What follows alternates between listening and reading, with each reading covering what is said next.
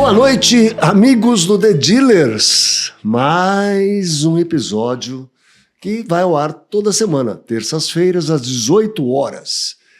E hoje é um dia muito especial. Porque nós temos aqui, além de todos os títulos que ele tem, que eu vou falar aqui, mas ele foi o primeiro cliente da Mega Dealer. Ele foi o primeiro cliente da Autoavaliar. Então, é uma pessoa que eu tenho que ter uma consideração muito grande. Ele é como se fosse um sócio fundador das nossas empresas. Apesar que não tem participação, não tem direito a nada, né? Mas ele tem a minha gratidão, o meu carinho, o meu respeito. Além de tudo, ele é presidente do Grupo Andretta e presidente da Fenabrave. Eu estou aqui com o senhor José Maurício Andretta Júnior. Muito obrigado pela sua presença. Eu estou honrado de ter você aqui. Muito bom. E eu estou aqui com a Leander também, hein? Ó, a Leander veio aqui porque tem um motivo especial para estar aqui com a Andretta. Bom, primeiro uma honra estar aqui com você, uma alegria.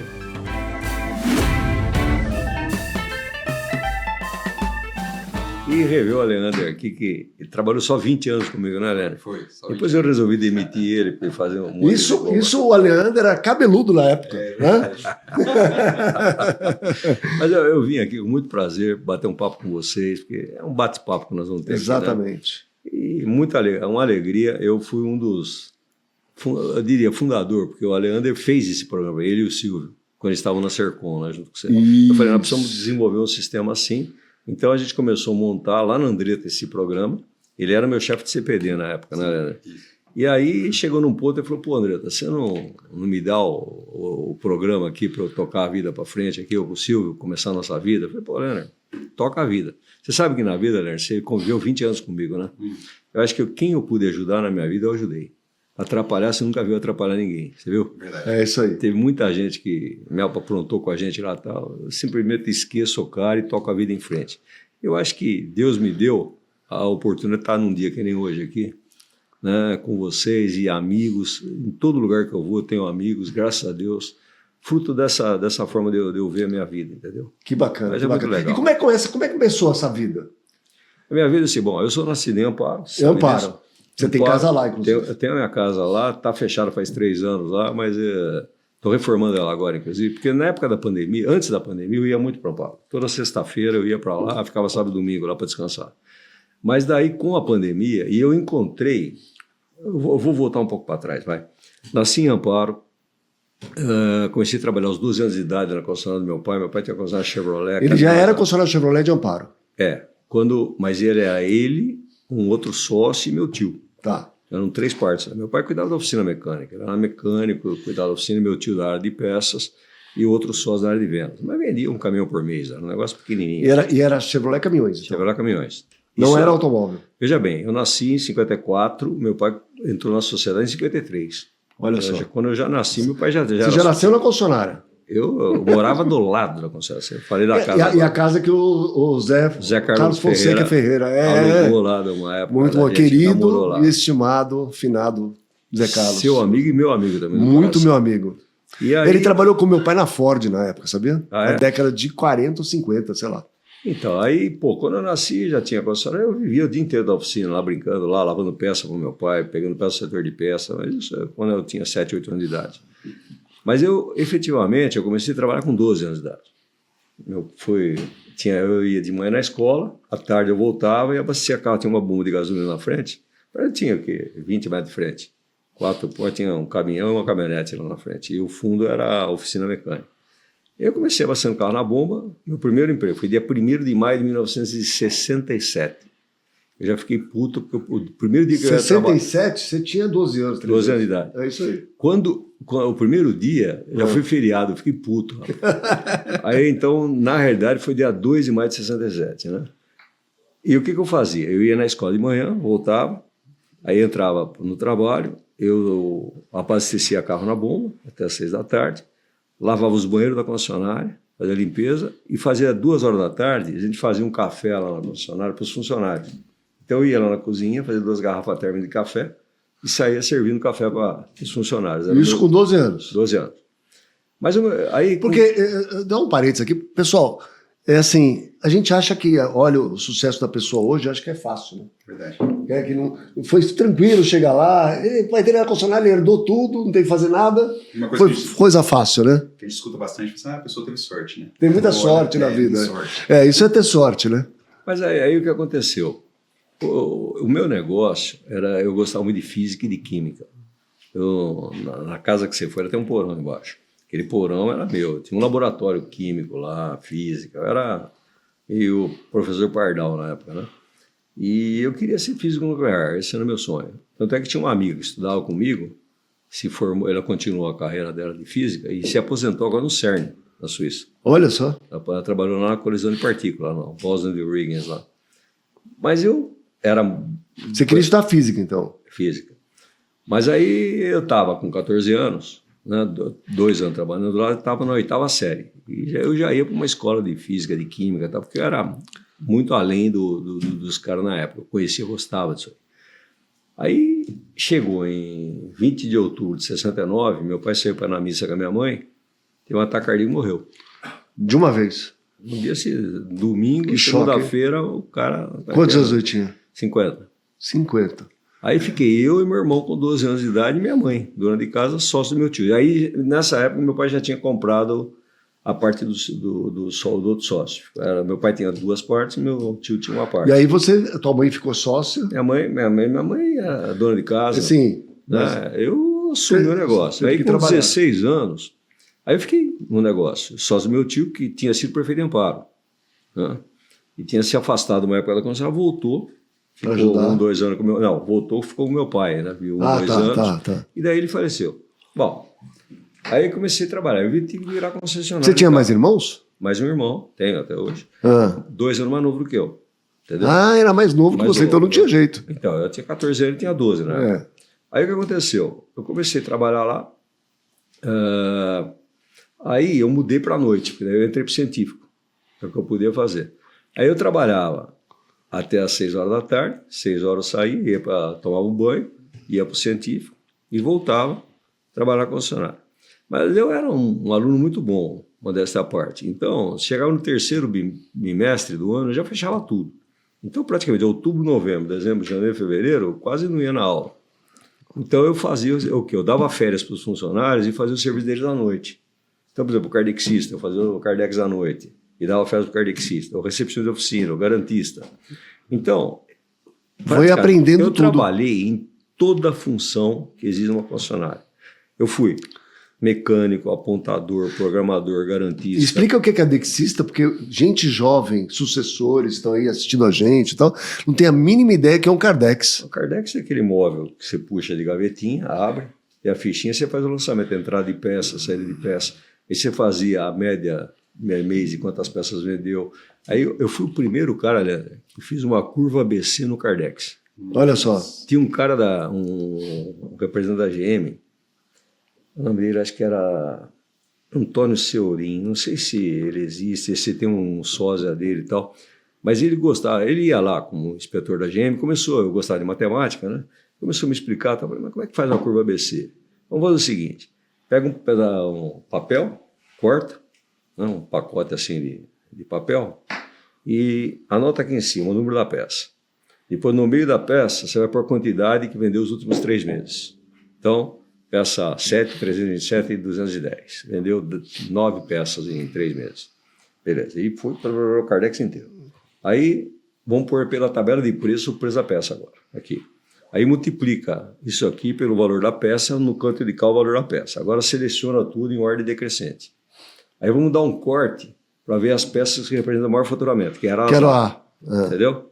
Aí, 200 peças representava... Aí você deixava numa gaveta separada? Não. Aí tudo na mão, por enquanto. Tudo na mão. Aí separou, aí fomos dando corte, né? Os itens A, os itens B, os itens C.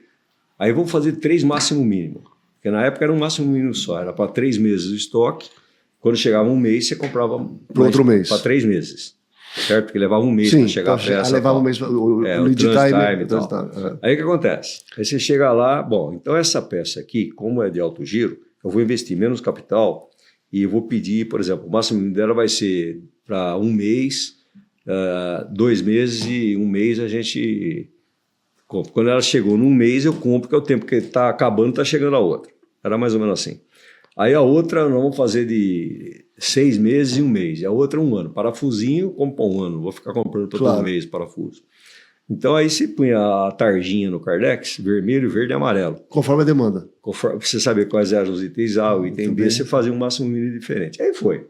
Então só estou dando um exemplo para você do Cardex, porque você está me perguntando. É que eu sou muito novo. A lembrança que eu tenho do Cardex é que quando fazia inventário, sempre alguém esquecia a gaveta de cima aberta e eu ia levantar e tum com a cabeça no Cardex. Engraçado fazer um paralelo aqui, eu comecei a trabalhar em concessionárias em 1994, né? E comecei no Cardex. Você começou no Cardex? No Cardex. Mas Eu fazia isso. lá no Todo mundo Andretta, aqui é novo, né? Chamava Pavel Automóveis, Autopema Fiat. Não, mas você não trabalhou na Andretta no Cardex. Não, na Andretta não. Não. Isso lá quando eu morava em Minas. Ah, tá. E comecei no Cardex. Fazendo essa marcação. Porque essa história do Cardex é muito importante, e depois você vai continuar a tua história, Sim. que a gente interrompeu para falar disso, porque depois a gente vai falar do Mega Vendas, que foi o primeiro CRM de concessionários que a gente colocou na Andretta. E era uma caixa de ficha parecida com o Cardex. Mas a gente vai falar sobre isso. Continua a tua história aí. Não, mas aí, vamos lá. Aí, então eu trabalhei em todas as áreas. Aí o que aconteceu? Com 16 anos, eu fui emancipado, como arrimo de família. Aí eu tinha o exército aos 18 anos, o tiro de guerra lá em Amparo, né? Aí os meus amigos tinham amizade lá, escapavam. Eu falei, não, eu acho que é um dever cívico. Mesmo com arrimo de família, você foi fazer exército? Eu fui de voluntário. Eu fiz com 17 anos. Olha só.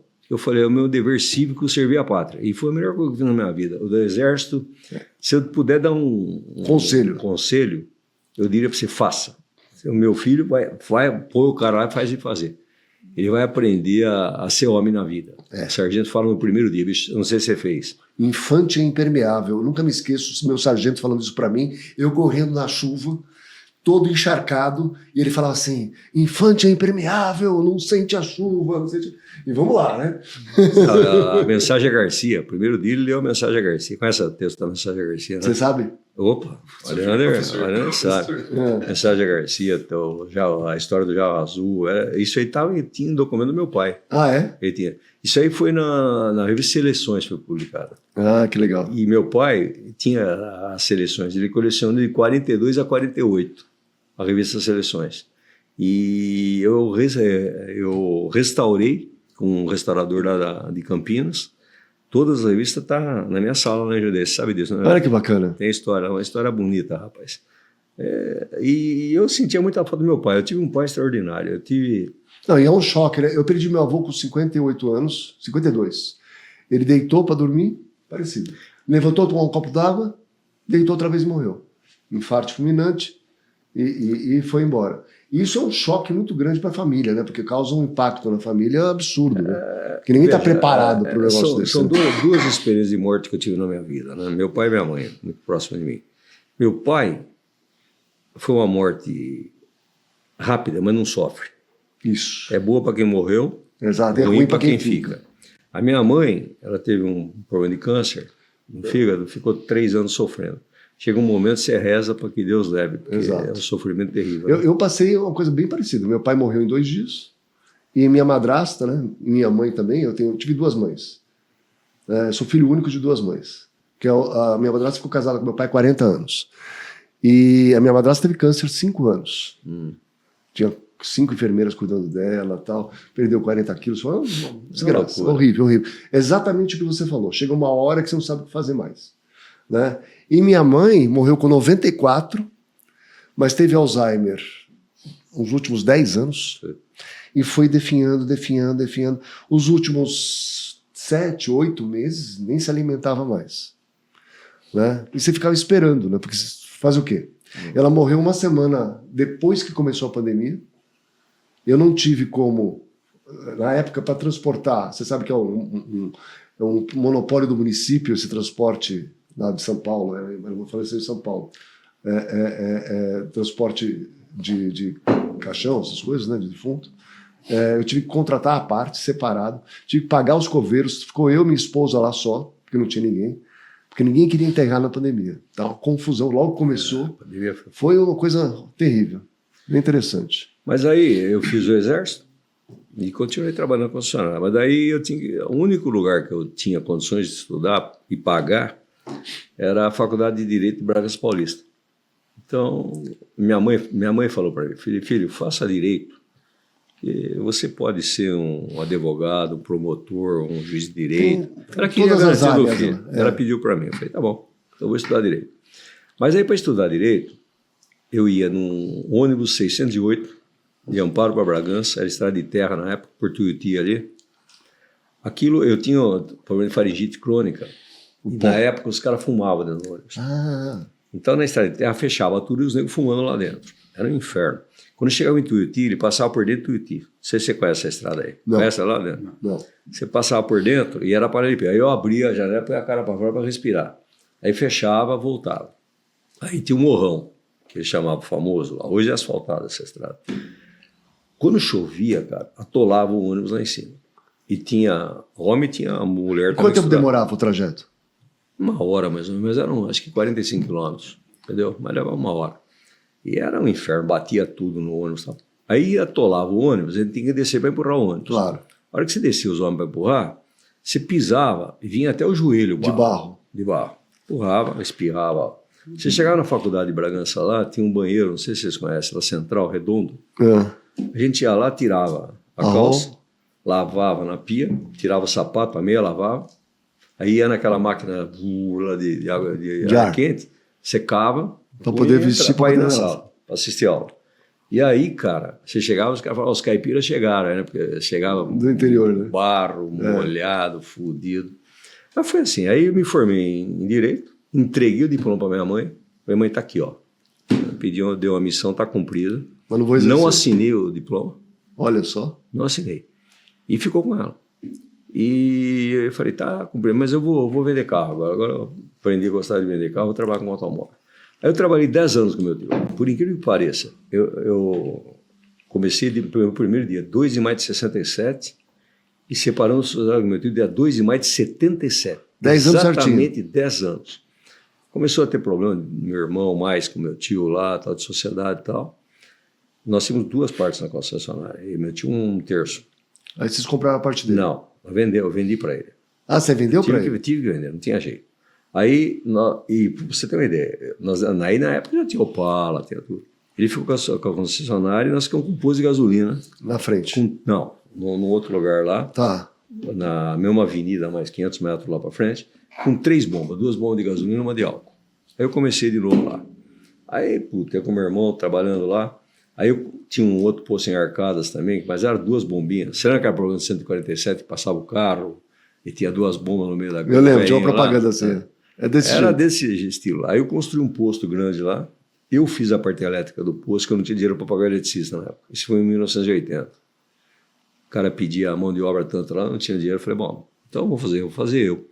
Aí eu tinha um cara de material elétrico lá em Amparo, meu amigo, o Hakari, o Sapão, a filha dele. Eu falei, Júnior, foi o seguinte, quantas bombas vai ter? 6 bombas, motor do compressor, então vou pôr um disjuntor de 25, um de 45 e tal, um outro painel elétrico, você passa os fios, depois eu vou lá e ligo para você, vai. No fim eu mesmo acabei ligando, né? Porque eu sempre fui meio autodidata, aprendi a fazer instalação elétrica lá.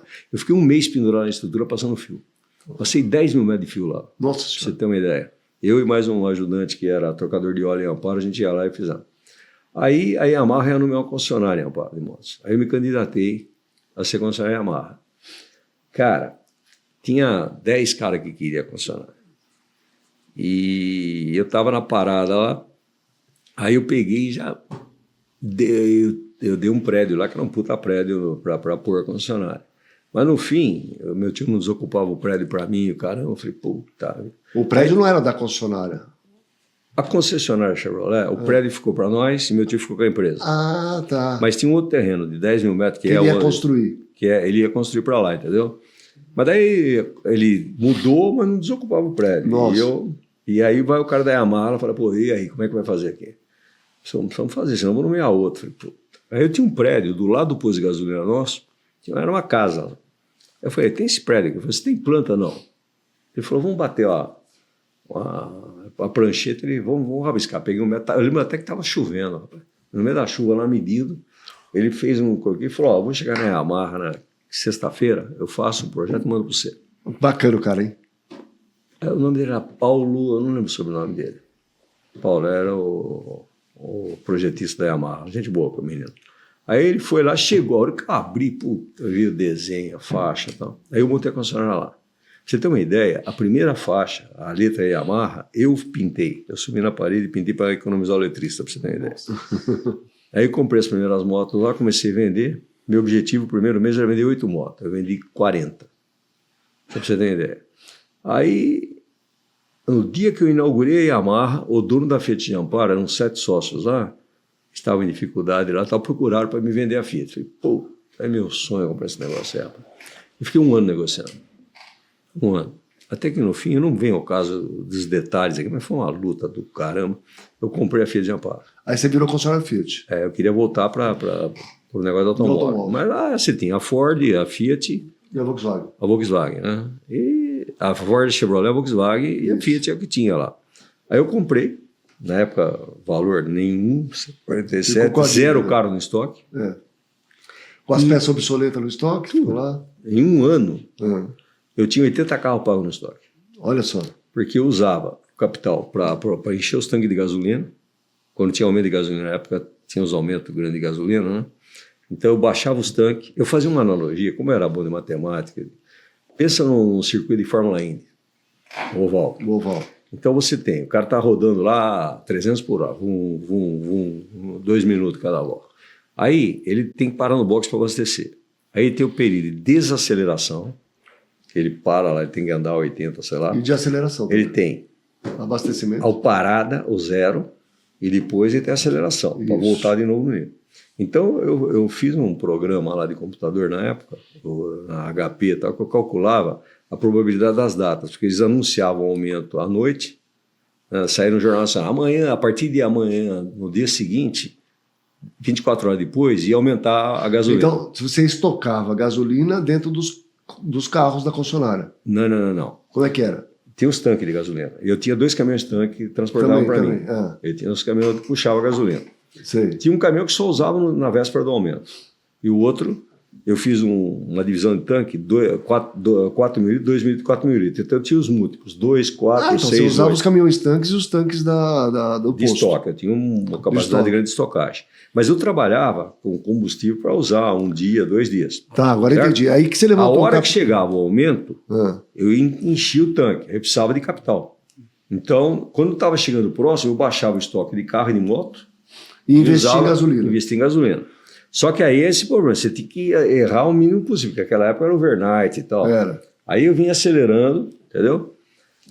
Chegava um dia eu falava, agora eu vou encher. Pá! Eu vinha 2, 3 dias, enchia. Aí com o lucro que dava, com a diferença, você comprava os carros de volta. Na realidade, o que acontecia? Você estava corrigindo o seu capital de giro. Se você passasse com o tanque vazio, no dia seguinte você não tinha dinheiro para comprar. Tem prejuízo, não dá para repor isso. Só que pensa, o posto fechava em sábado e 8 horas da noite parava o posto. Então o que acontecia? No dia formava aquelas puta fila de carro. Para abastecer. Porque todo mundo enchia. Então eu estava em Paulínia, pilotando, meu irmão lá no posto, lá abastecendo, o pessoal lá... Paulínia porque era a distribuição de combustível. Onde eu carregava os caminhões. Isso. O que acontecia? Eu tinha que fazer um cálculo, porque a bomba de gasolina na época soltava 55 litros por minuto. Então eu fazia uma previsão, por exemplo, quanto media na régua. Quanto tem no tanque? O tanque era 15 mil litros, vai estar com 12 mil litros no tanque. Então, esse caminhão vai chegar daqui 2 horas. Ele vai estar com tanto, vai estar com 10 mil litros. Então, eu carregava 4 mil litros lá, porque ele tem que chegar a descarregar para tentar voltar a carregar de novo. Se errasse a conta, enroscava o caminhão lá. E é uma puta luta. Então, só para você ter ideia, a dificuldade do negócio. Porque eu jogava, aí enchia, acabou, deu o aumento. O meu objetivo era vender tudo que podia naquele dia e passar com o tanque cheio. Aí eu começava a baixar os tanques, que era o momento da aceleração de novo. Aí eu usava por 60 dias o capital com carro e com moto.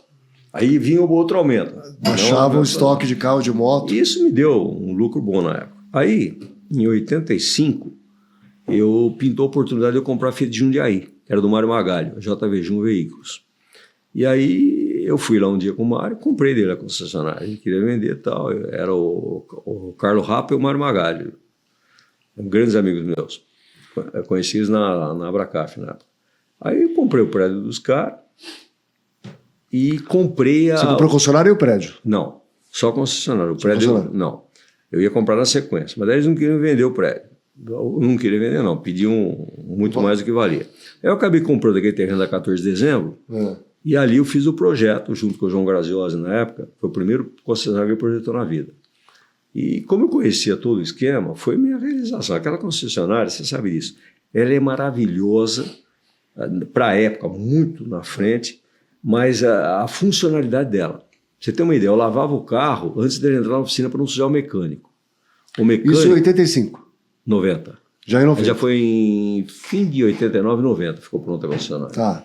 Então, o mecânico, quando ele saía para ir embora, ele passava no vestiário, trocava de roupa, e aí ele já jogava a roupa numa lavanderia que tinha lá. Olha só, No dia seguinte, tudo integrado. Eu dava o macacão limpo pro cara, o carro limpo, a oficina foi uma das primeiras, acho que a primeira oficina do Brasil que teve piso epóxi.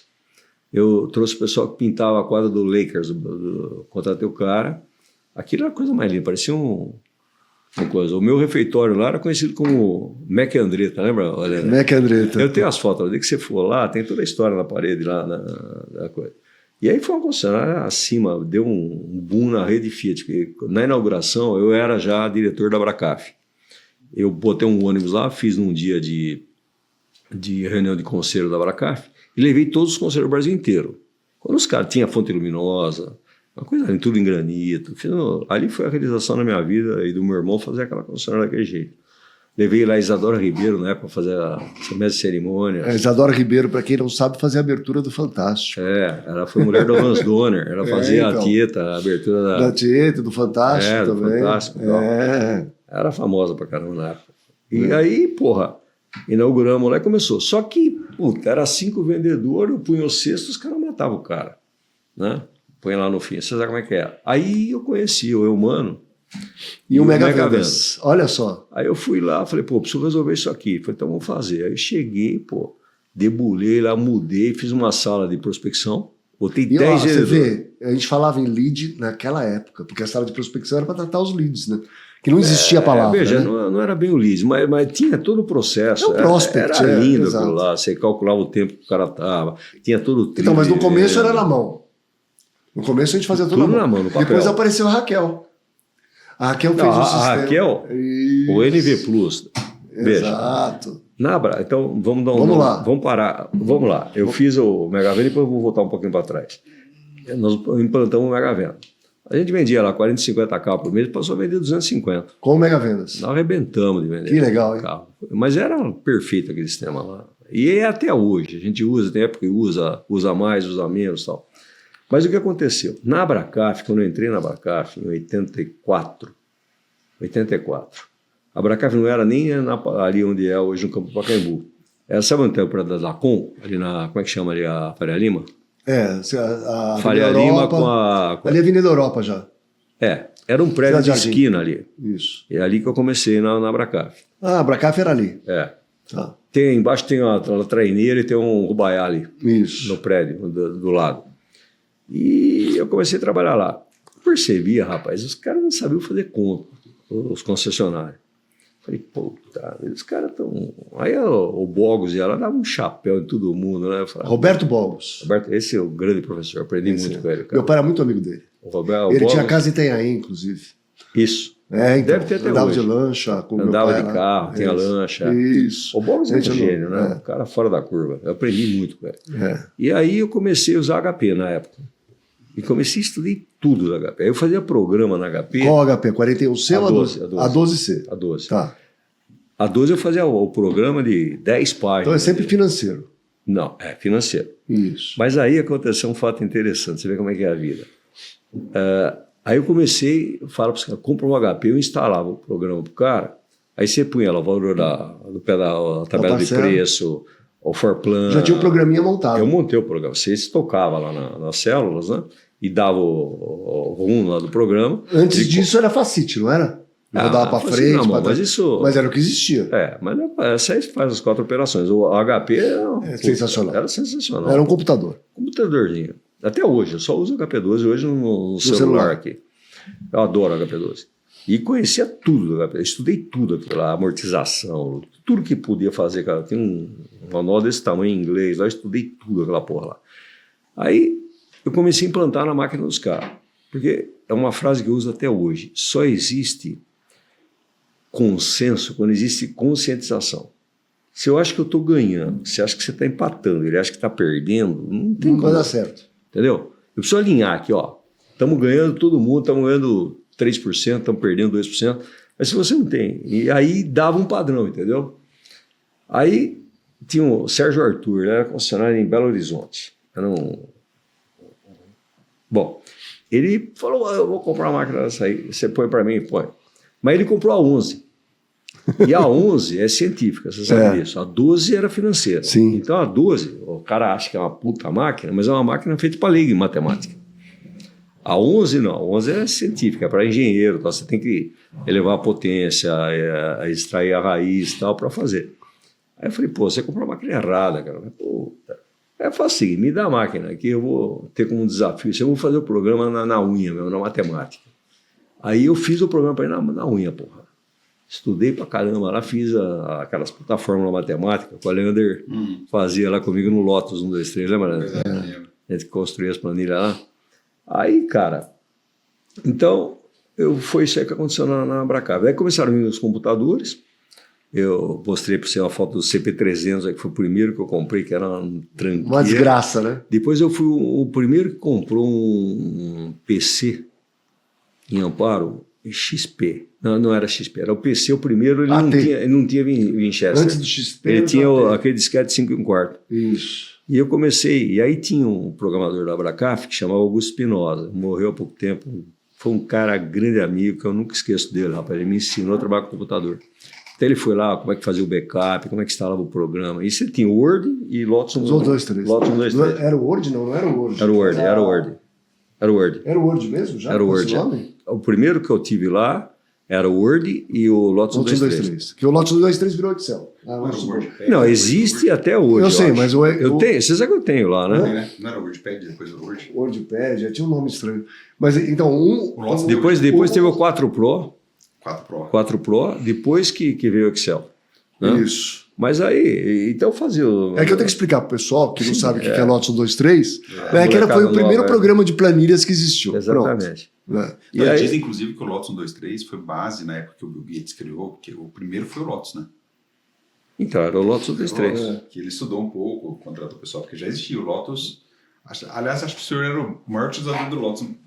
Eu conhecia daquele Lotus. Eu trabalhava para cá, fazia macro, puta, era fantástico. Aí, eu cheguei na Abracaf, o Fernando Madureira era o presidente. Falei, Fernando Madureira, concessionário Mitsubishi de Campinas. Ele foi Fiat. Foi Fiat, depois Mitsubishi. Fiat, foi presidente da Abracaf, depois Mitsubishi. Mas é o mesmo. É o mesmo, eu conheci ele, conhecia muito ele. Sim. É isso aí. Aí eu falei, Fernando, eu vou fazer um programinha aqui para a rede. Aqui. Aí nós fizemos o NV000, que chama a versão 000. E o programa foi crescer. E o Augusto e Amparo, a gente chegava, varava a noite, eu ficava até 4 horas da manhã programando com ele lá. Pô. Aí você programava em Clipper, aí tinha que compilar, ele ficava lá, pensando lá. Aí punha, testava, não dava certo, muda para cá e tal. Foi fantástico. Fizemos um programa. Aí começamos a implantar na rede Fiat esse programa. Mas o programa foi crescendo. Mas o programa o que era? Era veja, quando foi implantado... Era o sistema de gestão. Era o NV Plus, que você acho que já conheceu. Porque como é que foi implantado o computador na concessionária? O computador, quando chegava... Eu lembro quando eu comprei Jundiaí, tinha computador, Amparo não tinha. Tá. Tinha um CP700 da Prologic. Tinha uma caixa desse tamanho do lado assim, era um Winchester de 5 megabytes. 5 megabytes era a capacidade de armazenagem do computador.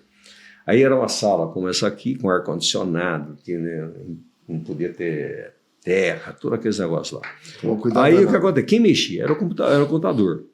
E para o contador, o processo começa no instante da nota fiscal. Você emitiu a nota, aí ele vai para contas a pagar, contas a receber, ele distribui ali. Não tinha nada antes disso. E o meu programa, eu falei, não é isso que eu preciso de um antes. Eu estou negociando com você. Chega lá e fala assim, eu quero um Uno proposta branco. De venda, sei lá. Eu tenho exato. 5 brancos no estoque, tenho verde, tenho vermelho e tal. Aí, beleza, eu quero esse branco aqui, tá bom. Pá, eu quero saber, estourar ele na tela aqui, quanto eu paguei dele, quantos dias tem de estoque, quanto tem de juro. E na época da inflação alta, o que acontecia? Você tinha duas situações. Uma era o preço que eu paguei desse carro 100, e hoje ele está custando 105, eu estou vendendo por 110. Outra coisa, eu vendia por 110 e eu ia recomprar outro que custava 120. Então você tinha que estar sempre atualizado no custo de reposição. Então você tinha que analisar as duas situações. Exato. Tanto de vir do momento que eu comprei para cá, eu tive concessionário na época da inflação alta, não vou citar o nome aqui. E quebrou. Porra, eu falava, ele falava assim, olha que resultado, puta lucro. Eu falei, bicho, você está pagando imposto de renda? Agora, presta atenção no seu pátio. Você tinha 100 carros pagos lá, no outro mês ele tinha 90, 80, 70, até que ele quebrou. Você tinha que fazer o cálculo do estoque em dólar? Não chegou a fazer em dólar? Como é que é? Dolarizava o estoque?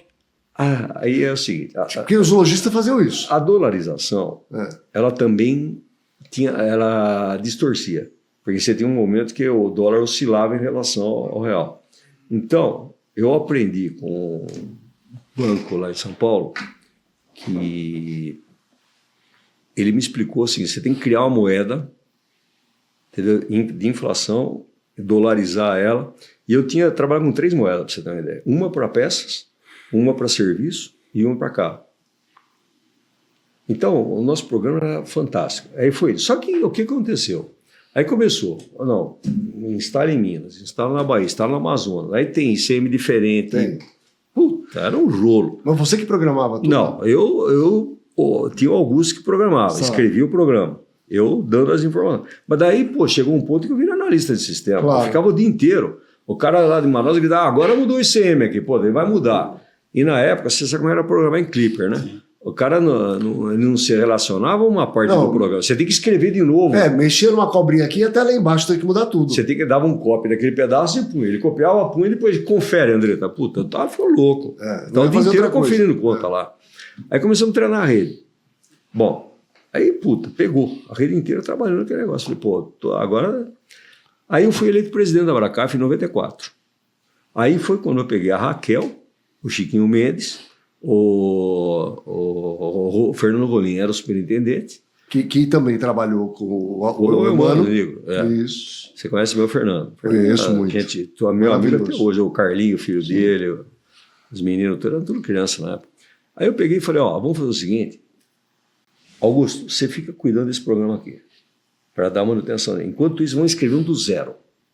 Aí foi o Chiquinho, a Raquel, o coisa, pegou tudo o que estava naquele programa e trouxe para o NV.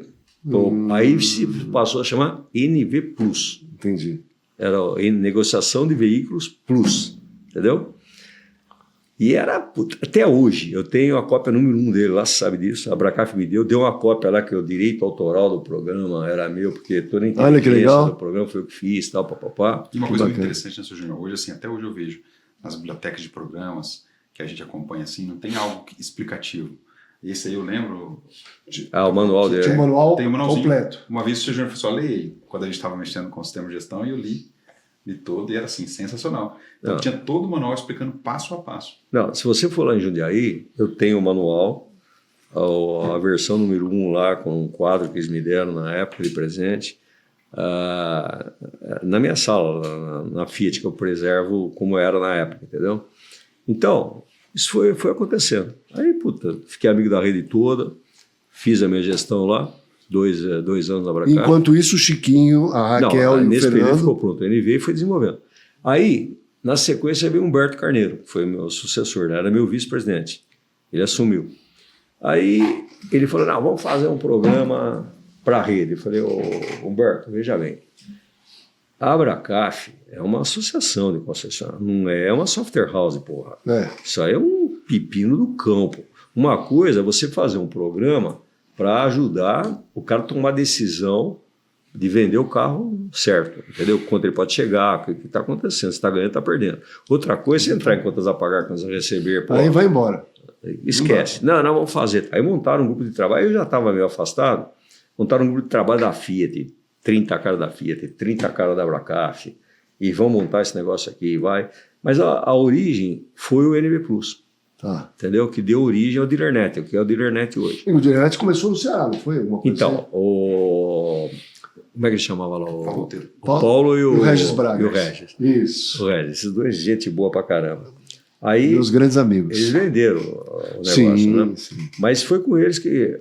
Por quê? Eles fizeram um programa lá no Nordeste e o Fernando Pontes, que era concessionário de lá, Toshibão, famoso Toshibão, um grande amigo meu, e usava o programa dele. E o Fernando fez parte dessa comissão de trabalho.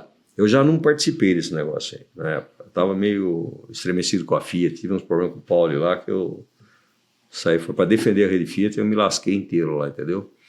Mas tudo bem, eu estou lá até hoje, não tem problema nenhum.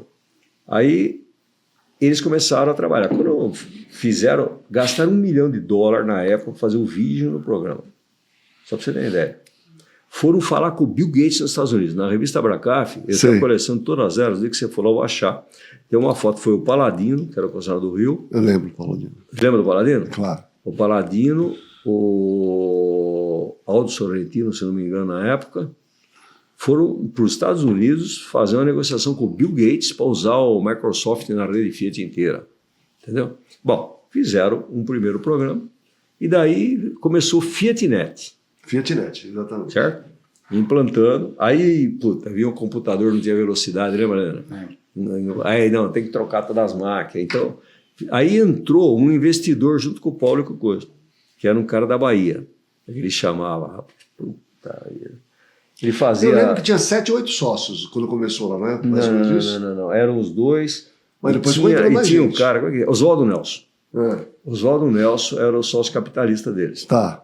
E era um baiano. Aí chegou um ponto, mas tinha um programa, a Fiat, eu não participei de nada disso Por aí. isso que a sede é na Bahia até hoje? Não sei se é na Bahia até hoje. Da Direnet é. É. Mas o Oswaldo Nelson era de lá. Eles eram de Fortaleza, os meninos. É, mas eles foram mudaram para Salvador. Aí o que aconteceu? Né? Eles fizeram e foram desenvolvendo o programa. Mas tinha um objetivo seguinte: bom, em 2 anos, em 1 ano, aqui tem que ter, vou chutar isso, 50 concessionários operando com o Fiatnet. E isso não aconteceu. Né? Chegou, tinha 20. Aí esse cara aí resolveu entrar com uma ação contra a Fiat e contra a Abracaf para pagar a indenização. E na época já era o Rubens Carvalho que era o presidente lá. Aí o Rubinho me chamou, falou: André, me ajuda aqui, porque você mexeu com esse negócio, conhece um pouco, porque se não for pagar essa indenização aqui, quebra a Abracaf. Pô, e a Fiat não vai quebrar, mas a Abracaf quebra. Claro. O negócio. Aí eu fui para a Bahia um dia discutir lá com o Oswaldo Nelson e com os dois meninos lá. O Regis e o Paulo Monteiro. O Paulo, eu e o Augusto. E aí foi uma discussão, não veio o caso de dizer aqui, mas ela marcou uma reunião em Betim. E fomos lá, e chegamos lá, achamos, falei, ó, eles queriam indenização, a Fiat estava pronta para pagar. Sentamos numa mesa de reunião, cara, o cara da Fiat passou, falou, deu os papéis assim, saiu. A sorte que eu fui o primeiro que sentei do lado dele. Aí depois a Fiat tem uma contraproposta. A hora que eu olhei aquilo, eu falei, você pegou o papel de lado. Eu parei, segurei, falei, dá licença, nós não deu para conversar aqui entre nós aqui, Fiat e Abracaf. Eu vou pedir, vou ter a indelicadeza de pedir para vocês se retirarem, mas vamos ter uma conversa particular primeiro. Aí saiu o Regis, o Paulo e o Oswaldo Nelson, saíram da sala. Eu falei, vocês estão loucos, rapaz, você está de brincadeira. Isso aqui quebra a Abracaf, nem a pau. Aí, esquece isso aqui, deixa eu conduzir a reunião. Aí eles entraram, falaram, olha, é o seguinte, a solução do problema não está em pagar a indenização, a solução está em fazer funcionar isso aqui, pô. Vamos implantar isso aqui na rede inteira. Aí, mas tinha que trocar a rede de computador, tá? Aí o Marcos Moreira, na época, era do Banco Fiat, vice-presidente do banco, grande cara, Marcão, fora da curva. Aí tava, acho que era o Hilário que estava comigo nesse dia, além do cara de TI da Fiat. E tinha um italiano que estava lá na Fiat, na TI também. Aí o que aconteceu? O Banco Fiat financiou para a rede. Isso. Aí nós ligamos lá, o Marcão falou, ó, eu financio os computadores em 24 meses, taxa zero de juros, não sei o que, blá, blá. Aí viabilizou. Só que eu sempre usei o Sercom. Sempre. E nós usávamos, porque eu me dava muito com o Estevão. O Estevão, né? O Estevão era um puta cara. É um grande tanto amigo que o Sercom que eu usava lá, né, você pode dizer melhor do que eu, é diferente do que o pessoal usava na rede. E o seu Júnior tinha assim, como essa capacidade de criação, várias vezes que o seu Júnior sentava do lado dele e desenhava a tela. Desenha aqui, desenhava a tela, mandava para o Estevão. Então você tinha muita coisa que só a Andretta usava a princípio. Depois passou para a rede inteira. Passava para o Brasil. Mas que nasceram na Andretta, tanto programa de veículos, eu lembro lá do... Não, e o Estevão adorava você. Não, o Estevão era muito gente boa. Mas aí, o que aconteceu? Nós implantamos o sistema operacional no Linux, Linux. que foi onde resolveu os problemas que a gente tinha, lembra? Você lembra? Puta, era um inferno agora. O dia que pôs o Linux lá, acabou os problemas. Ah, é? Puta, esse sistema acabou. Sim. Ficou do caramba. Aí, o Leandro pode testar melhor do que isso aí. Aí o que aconteceu? O Dealernet, ele falou, o Paulo e o Regis ficaram grandes amigos meus, né? Por causa de todas essas negociações que eu tive com eles, eu gostava muito dos dois. Aí ele virou para mim e falou, você tem que usar o Dealernet. Eu falei, pô, o dia que vocês estiverem em Linux, rodando em Linux, a gente põe. Puta, eles não conseguiam fazer. Não. Levou 10 anos para eles fazerem isso aí. Aí eu lá confirmo com o Serafim. Puta, você imagina, o pessoal inteiro conhecia o negócio. Né? Aí agora, há pouco tempo, não sei quanto tempo, um ano, acho que o ano passado ou retrasado, que eu mudei. Isso. É isso? Isso. O que aconteceu? Falei, puta, você imagina, tem 30 e poucos funcionários, se você tirar de um ambiente... Não, trocar de sistema é traumático. Né? É uma coisa difícil. E ainda mais você que era um dos idealizadores de algumas coisas do Sercom. Então, isso estava na cultura da empresa. Né? Exatamente. A tela, o cara fazia... Aí você muda tudo, treinar todo mundo, mudar tudo. E no tamanho que a gente estava hoje. É. Aí eu peguei a Irlane lá, que é a minha principal executiva lá hoje, falei, Irlane, vai ter que mudar isso aí, mas tem que mudar rápido. Os caras levam 1 ano, 2 anos para fazer isso aí, não tem que fazer em 3 meses isso aí. Vambora.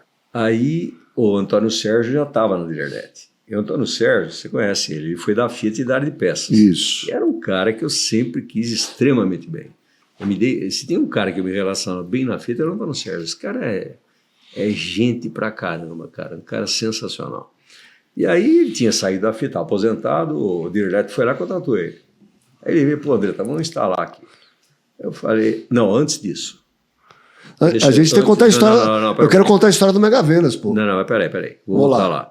Antes disso aconteceu o seguinte: o Paulo, que nos congressos antes da FenaBrave, antes da pandemia, que eu não era presidente lá, né? Era um outro desenho de congresso. Eu ia lá, os caras viravam e falavam assim: puta, André, você tem que trocar, tem que trocar. Aí um dia o Paulo foi lá, você não estava mais lá. O Paulo foi lá. Eu levei, ele chegou de manhã lá, quero entender o que você é, porque tem todas aquelas planilhas que a gente usa lá, né, que puxa os dados do sistema. É uma cultura Andretta, tá? Diferente do que os caras fazem por aí. É. Aí eu levei no CPD, apresentei pro Peterson lá, falei, faz o seguinte, vê aí o sistema, o que nós temos aqui. Aí larguei lá e fui trabalhar. Quando é 4 horas da tarde, eu lembrei, cadê o Paulo, porra? Será que ele foi embora, não se despediu de mim, né? Aí eu vou no CPD, ele estava lá, rapaz, regalado com 2 olhos assim, ele olhou para mim e fez, Andretta, o que você fez aqui, caramba? Pelo amor de Deus, rapaz, eu vou trazer os caras do Dealernet aqui para passar 15 dias aqui, para entender o negócio que você fez aqui é do caramba, pô. Eu falei, então traga. Aí eles vieram, ficaram 15 dias lá dentro. Aí levaram 2, 3 anos para ajustar o programa, que deu, eu acho que dali surgiu, posso estar enganado, hein? O workflow. Entendeu? A nova versão do Dealernet. Que deu pau e tal. Mas era, talvez, eu não conheço o detalhe, hoje não estou mais nesse nível, né? Mas talvez tenha muito a ver com o que eu fazia. Eu ainda faço, né? Porque o sistema, para mim, é uma coisa e os controles paralelos que a gente tem de planilhas e tal é outro sistema. É muito mais fácil, muito mais versátil do que fazer. E aí chegou num ponto e falou, agora nós vamos ter que mudar, porque não vai ter jeito. Aí nós mudamos, em 90 dias estava funcionando o grupo inteiro. Tá, mas volta, eu quero saber o seguinte. O Megavenda? 91, Megavendas, isso não existia internet, não existia nada. Era uma revolução. Na hora que você falava que o vendedor tinha que sair, tinha que ficar o vendedor da vez, os vendedores tudo numa sala telefonando, tinha que telefonar, né? Tinha a secretária do departamento de vendas que recebia as ligações, passava para o vendedor. Não era isso ou não era? Como é que era? Era exatamente isso aí. Tinha o vendedor você tinha 10 vendedores. Isso. Então, a vez agora do Aleander, chegava um cliente espontâneo na loja. Os outros 9 ficavam lá na sala. Os 9 lá na sala.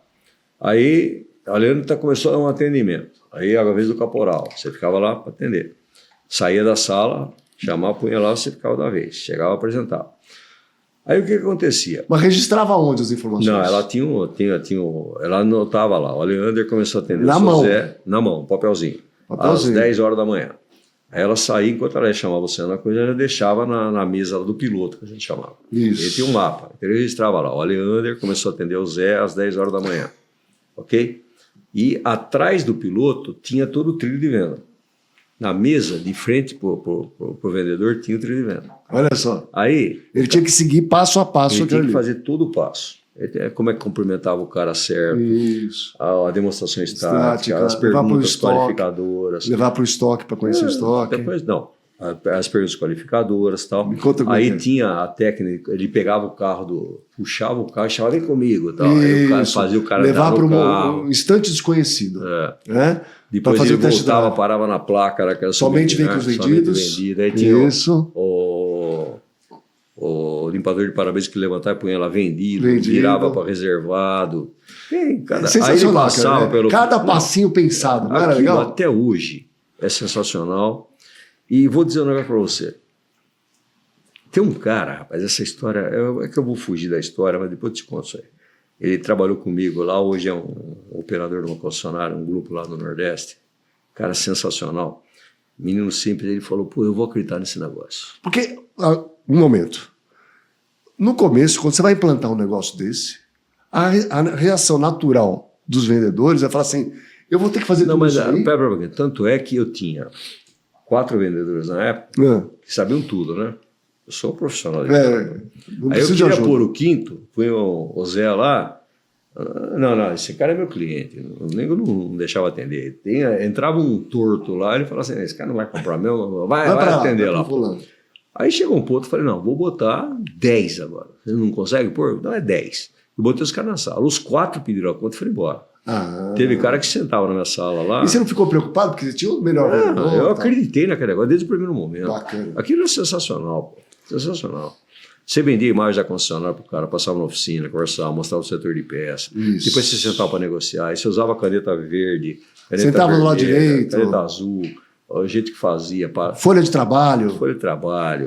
Aí chegava lá no piloto para tirar a negociação. Aí o cara tinha o tempo lá, 10h20. O cara chegou 10h30 lá. Você fez o trilho aqui? Vai, lê aqui para mim. Não, você não fez o trilho, pô. Volta lá. Você tem que ir. Levou. Por que o cara não fez o test drive? É um sistema sensacional. Não vamos discutir isso aqui. Vamos ficar 2 horas aqui. Até hoje nós utilizamos. Mas veja. Aí como é que passou para computador? Porque teve que desenvolver o sistema. E a Raquel ajudou a desenvolver. Veja né? bem, não, Você que ajudou a desenvolver. Não. Conta a história. O NV Plus, Tá. ele ajudava você a fazer conta matemática. O sistema, depois nós fomos implantando o Mega Venda no sistema. No sistema, então. No sistema. Era dentro do EVV Plus? Ele era um apêndice. Tá. Entendeu? Tudo que fazia na mão lá, a gente começou O Leandro a fazer já estava pelo lá na sistema. época? Tava lá. Você Você participou tava disso quando aí. implantou né? isso aí? Eu cheguei a pegar um pedacinho. É. Porque eu conheci o Mega Vendas lá em Minas, né, na concessionária Autopema. Então eu fui contratado. Já tinha pra tomar- sistema lá? Já tinha começado com o Mega Vendas. E é tão interessante. Não, mas já que tinha sistema software ou era só o processo? Só o processo. Só o processo. Não, desculpa, já tinha o sistema. Já tinha o sistema. Já. Mas desenvolvido pela Abracaf ou pelo Kiko, acho? Pelo Kiko. Pelo Kiko e a Raquel. É, Não era o Kiko e a Raquel. Eu acho que era. Eu acho. Aí nós fomos desenvolvendo os módulos. Eu tal. não acho, eu tenho Mas certeza. ó, eu vou dizer um negócio para você, o Caporal. Fala. Nós que viemos lá de trás, e eu estudei... Nós não, você e o Leandro, eu sou novo.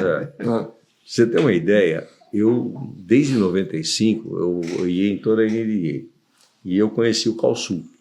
Lembra do Calsul em Dallas? Cadillac? Conheço. Clientes para sempre. Lexus também, clientes para sempre. Aquele Clientes para sempre é o melhor Que é o livro livro. Eu tenho ele lá. Eu uso, nós temos os métodos de treinamento nosso interno lá dentro. Aquilo é sensacional. Ele fala naquele livro e está hoje. Esse livro de 95 tem 30 É ainda anos. atual. Não, é atual, não. Ele está 10 anos na frente. Até $100 de desconto que você tem que dar na OS, você não discute com o cliente, pega e dá. Não, tem alguma coisa assim, não era assim? O Calsul, eu passei uma semana na concessionária dele. Eu já falei visitei com ele, algumas vezes. posso estudar o que acontece aqui? Eu fiquei um ano lá dentro, uma semana lá dentro, olhando desde o do recebimento. Porque você tem aquela imagem de que o computador fazia tudo. E eu fui lá no Calsul, você conhece a revendadeira em Dallas? Conheci. Era enorme, né? E a Lexus também. E frio pra caramba lá. Então, tinha a parte dele que abria, O carro entrava, tinha Fechava cinco a ou porta. 6 pistas, fechava para do coisa, e tinha um tipo de umas casinhas de pedágio, assim, do recepcionista, Era. lá na oficina. Aí o cara ia lá, pegava, atendia, já estava com a hora marcada, falou, por favor, o seu manual. Pegava, só um minutinho, ele ia lá dentro, punha no computador, aqui tá tudo correto, certinho, ele voltava com a prancheta na mão e dava a volta técnica em volta do carro, entendeu? Ele falava assim, ó, o pneu, tá vendo o pneu tá gasto aqui? Vou aproveitar para trocar? Não. Isso. Tá vendo que ele tá comendo torto? Não. Aí tinha um amassadinho na porta. Vamos aproveitar para Ele via e falava arrumar. assim, escuta, você não quer fazer um martelinho aqui? Não quero fazer. Então ele vendia serviço. E quando você está andando do lado do carro, você lembra de tudo que está acontecendo. Eu teve um momento que eu tinha uma coisa na Chevrolet, era obrigado a atender sentado o cliente. Eu sempre questionei isso aí. Né? Aí eu peguei, tinha um Ômega lá na Intervec, Campinas. Eu cheguei, tinha um recepcionista lá. Eu falei, mano, eu não sou cliente. Parei o carro, fui lá, sentei e falei, escuta, vou fazer a revisão. O que é? Revisão de 10 mil quilômetros. O que tem no carro? Tem... Tá com barulhinho no painel, tem não sei o que, 4 itens. Tá bom. Fechei, acabou o atendimento. Falei, faz o seguinte, vem comigo agora. Vamos dar uma volta no carro. A hora que eu cheguei perto do carro, eu lembrei de mais 4 itens que eu tinha esquecido. Eu falei, olha a importância do coisa. De dar uma volta no carro. E aí tem um outro ponto. No Calsul, ele falava assim, pô, hoje eu questiono, eu já parei de brigar com o cara de montadora, porque não adianta, entendeu? Mas é o seguinte, por exemplo, você tem que fazer o checklist, assina aqui para mim. Isso. Mas por quê, pô? Peraí, eu tô chegando aqui, você fala assim, assina o documento aqui. Você fala, pô, tá desconfiando de mim, porra? Né? Mas é um procedimento. E o Calcio dizia assim, não, eu prefiro fazer o seguinte, eu ponho no consciente do cara que tá amassado aqui, ó. Mas não precisa documento, assinar nada. Eu falei, não dá problema. Ele falou assim, em 1000, questiona. E eu prefiro fazer serviço de graça pro cara do que ofender 999. É isso aí. Entendeu? Você tá chegando na minha casa, eu falo para você, escuta, ó, tá vendo que tá amassado aqui o paralama aqui? Não vem depois reclamar aqui que foi aqui dentro que eu fiz. Entendeu? Agora, eu não posso fazer isso na minha revenda, porque alguma das montadoras não permite. Tem que ter o papel assinado. Mas tudo bem, vamos embora. Modéstia à parte, eu acho que eu conheço detalhes de concessionária, porque eu vivi isso aí, a vida inteira. Você sabe que o Calçou é o primeiro livro de pós-vendas que foi feito, e é o primeiro do mundo, sensacional. Sabe qual é o segundo, não? Atrás de você aqui, pega ele, né? O seu? Esse daqui de pós-vendas, como conquistar mais de 100% de taxa de absorção. É muito bom. Você vai me dar de presente? Claro, e vou fazer dedicatória para você. Vou fazer uma dedicatória para você, tá bom? Com muito prazer. Mas aí, viu, olha, esse era muito, muito na frente, né? Então eu aprendi, sempre estudei concessionária, tudo, desde... Mas aí o Mega Venda explodiu, né? Foi um negócio excepcional. Mesmo com vendedores até inexperientes, etc. Não, mas não tinha vendedor. Ele tinha um perfil, entendeu? Por exemplo, eu ia em shopping, em sapataria, era o melhor lugar para você prospectar. O cara atende o cliente de joelhos? O cara que fica de joelho, pega aquele puta cheiro de chulé do cara. Desce com um monte de caixa do 10 caixas de sapato, pô. Você pega um cara desse, dá um treinamento desse, fala assim, faz o seguinte, acredita que eu nunca vendi um carro. Não tem problema. Aí eu falei, você vai vender. Puta, tinha vendedora minha lá que começava, menina nova lá, eu nunca imaginei que poderia vender. Ela vendeu, ele ligava chorando para mim. Falei, André, eu consegui vender um carro. Eu falei, mas não falei para você, faça.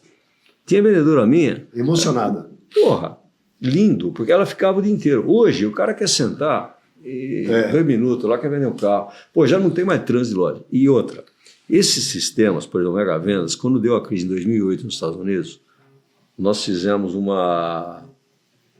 Tá bipando meu telefone aqui, mas deixava lá. Aí o que aconteceu? Em 2008 nós fomos fazer um estudo, lá foi com o Rolim, inclusive, uma missão técnica que nós fizemos pela Fiat lá. Foi uma das melhores viagens que eu tive na minha vida lá, de missão técnica. Eu fiz um monte, né? Mas essa aí foi sensacional. E... Você sabe, deixa eu dar um parênteses aqui. Uma coisa muito importante. Rolim e Trivelato eu trabalhava em concessionária, e eu recebia as cartinhas promocionais das missões técnicas que eles faziam.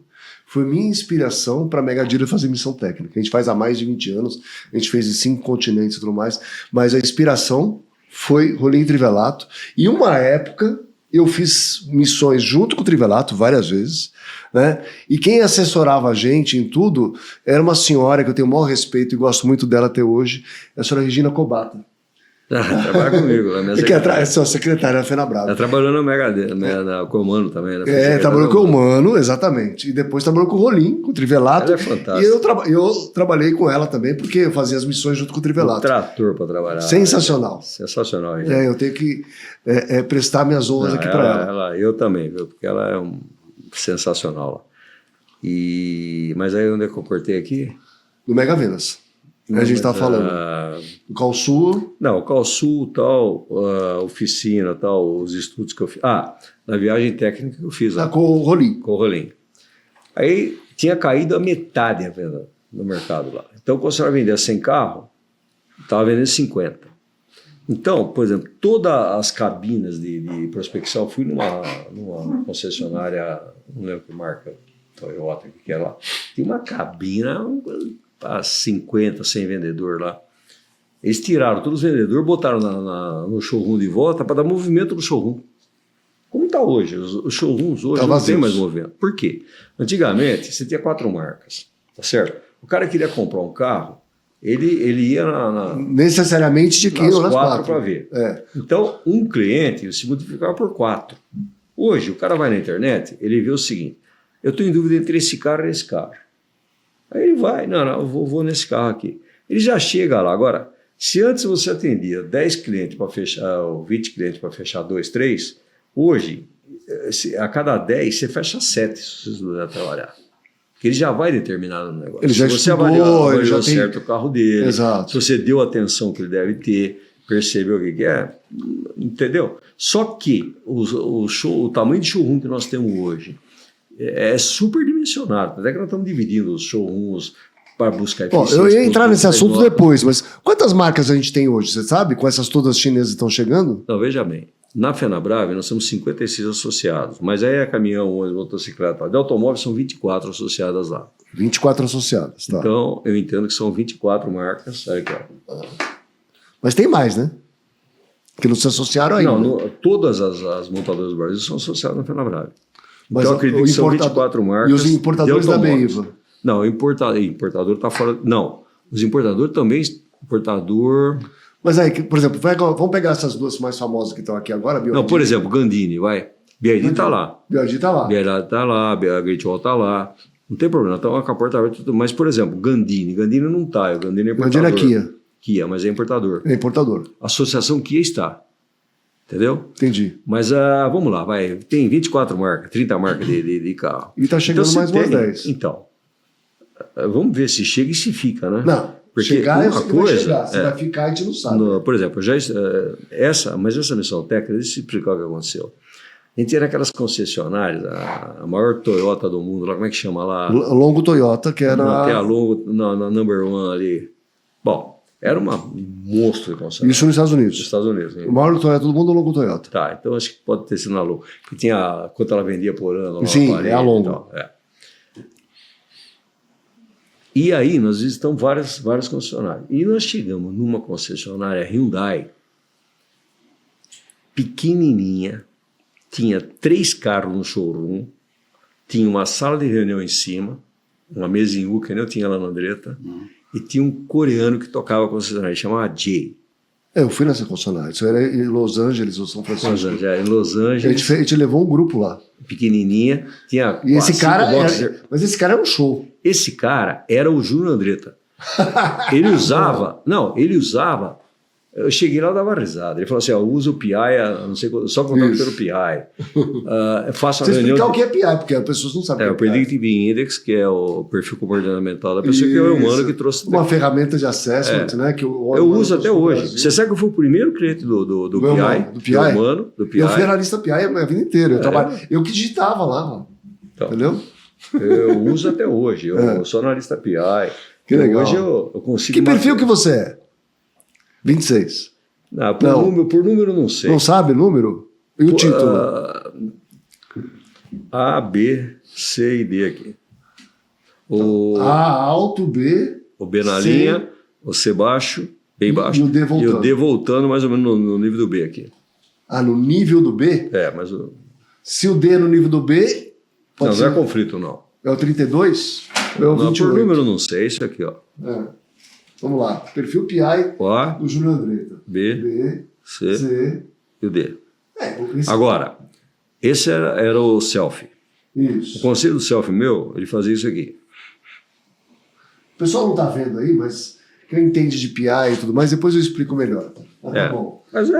Mas muito bom. Então, o Jay era igual a você. Não, eu digo o seguinte, tudo que ele fazia lá, ele dava, tinha as camisas penduradas lá, ele lavava a camisa dos vendedores, a cada 2 dias o cara tem que trocar a coisa. Aí tinha 3 caras que trabalhavam com internet, vendedor, e os outros 4, tinha 7 vendedores, os outros 4 ficavam no pátio esperando o cliente, no estacionamento. Aí ele falava assim, esses caras ganham mais porque toma sol na cabeça. O que trabalha só na internet lá dentro, a comissão é menor. Aí, puta, ele deu um show lá. Eu falei, puta, tudo que eu faço, que fazia aqui, pensava, ele fazia lá. Que legal. Foi a melhor. Você sabe que tem uma e coisa, aí né? o que aconteceu? Fala. Todas as concessionárias que nós visitamos, umas 5 ou 6, caiu na metade a venda. A dele, Só cresceu. ele vendia 50 carros por mês e passou a vender 300. Uau. Na crise. Eu tenho essa... Você deve ter visto essa apresentação. Eu tenho até hoje lá, guardado. Então, isso aí, satisfação de cliente padrão Disney, tudo que teve... Eu tive acho que foi com o Trivelato, assim, em Minneapolis. Nós fomos visitar como é que chamava? Puta, um grupo de concessionários também, que ele criou um programa de pagar um salário fixo para o vendedor. Tudo que aconteceu no mundo de concessionária que se destacou, eu visitei. Olha que legal. Eu visitei. Tem um assunto que a gente não falou. Qual? Que eu queria que a Leandra me ajudasse aqui. Boa. Autoavaliar. Porque, como eu falei, você foi o primeiro cliente Mega Dealer, na época do Eumano ainda. Aliás, destacar que o Eumano foi presidente do grupo Apolinário de concessionárias. Presidente da Sobrave. A Sobrave. Falei com ele. Honda. Inclusive, falei com Entendeu? ele. É uma pessoa querida que eu gosto muito. Ele não foi no congresso porque ele estava em Boston, lá no PI. Ah, é? Ele mandou, eu falei, pô, você não veio, mano? Mandei um convite para ele lá. Ele falou, pô, eu vou estar em Boston, Júlio, mas eu mandei o relatório para ele do congresso, vai sair o vídeo a semana que vem ou na outra, vou mandar para vocês, vocês vão ver que coisa linda. Mas legal. Fala aí do Autoavaliar. E aí a gente foi o primeiro da Mega Dealer e foi o primeiro do Autoavaliar. E foi onde eu, a Leandro, o Silvio, o Nino, resolvemos fazer nossa parceria dentro da Andretta. Foi dentro da Andretta. Né? Que a gente desceu lá, fez a apresentação. Onde foi isso? Na Espaço. Na Espaços? Isso, na Espaço. Eu lembro até a gente... Eu no café ali, exatamente. No café, falei assim... Até o senhor pagou café para nós sem saber. Como é que a gente vai... Então, tem uma verba para receber do aluguel de sala lá e... então. E a gente desceu lá na hora... Mas assim, quando você começou, você já começou junto? No Autoavaliar, sim. No Autoavaliar, sim, porque aí a gente desenvolvemos, né? E apresentamos um dia através do Soilídio. Eu fui o Enísio da Fenalto. Aí a gente foi demonstrar lá para o Soilídio. Vim de Belo Horizonte lá para São Paulo. O Soilídio falou assim, olha, legal, mas eu vou te apresentar uma pessoa que entende mais do que eu. O meu genro, chama Caporal. Aí você é genro do... Eu casei com a princesinha dos Seminovos. Sabe o que é a princesa dos Seminovos? A minha esposa, que é filha do Elídio. Que caiu o avião na casa dele aqui outro dia? Não. Não, estou confundido, desculpa. Enilson. O Elídio era da Fenalto. O Elídio, ele era da Fenalto, ele não é mais. Ele saiu, agora ele tem Analtos. Mas é interessante porque o Elídio compra carro do meu pai. O Elídio era lojista. Meu pai era presidente do Grupo Mesma. Eu confundi os dois agora. Sabe o Grupo Mesma que tinha? Então? O Grupo Mesma tinha como é que chamava? Foi diretor comigo na Abracaf. Na Abracaf? Geraldi. José Luiz Geraldi. José Luiz Geraldi. Meu primo. Não. José Luiz Geraldi era meu primo. Sim. Ele foi diretor da Abracaf? Foi diretor da Abracaf, sim. Ele trabalha na Mesma, no Rio. Isso, meu pai contratou ele era meu primo. Primo irmão? Primo, ele era primo do meu pai. E meu primo de Ele é grau. vivo? Faleceu. Puta. Marinês, esposa dele, ainda é viva. Então, vamos Ele lá. trabalhou comigo, por isso que eu conheço. Então. Tinha, como é que chamava o francês lá, Debuton? André Debuton. Debuton. André Debuton. E tinha o Rezende também que cuidava de Chevrolet na época. O Rezende eu não conhecia, eu conheci mais o... Putz, você vê que mundo pequeno, rapaz, coisa tá incrível, hein? Brincadeira, assim. E aí, mas então vamos lá. Vamos lá. Autoavaliar. Eu fico muito feliz com o sucesso de vocês. Vocês têm um programa maravilhoso, têm um time maravilhoso, porque eu conheço esse aqui, o Silvio, Verdade. quando usavam calça curta ainda, né? Trabalharam comigo, me ajudaram muito lá no Grupo Andretta, saíram e o sucesso deles me deixa muito feliz. E você também, junto com a Caporal, vocês fizeram um negócio impressionante aqui no Brasil, se tornaram sócio da Peugeot primeiro, né? Com a Ana Tereza. Foi com a Ana Tereza? Foi. Você sabe que ela é uma grande amiga minha, né? Eu estava em Paris, eu encontrei com ela agora, o ano passado, lá em Poissy. Aliás, Ana Tereza Borsari. eu acho que hoje, esses dias, foi aniversário dela. Quer ver? Deixa eu ver. Espera um pouquinho.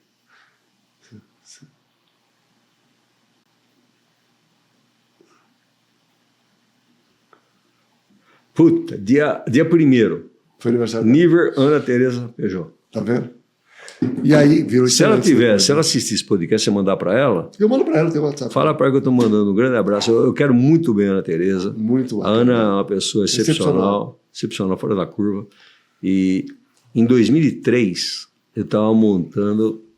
Eu fui nomeado em 99, 2000, concessionária Peugeot em Jundiaí. E uma semana, 15 dias antes, foi inaugurada uma concessionária em Sorocaba Peugeot. E ela era Renault, virou bandeira para Peugeot.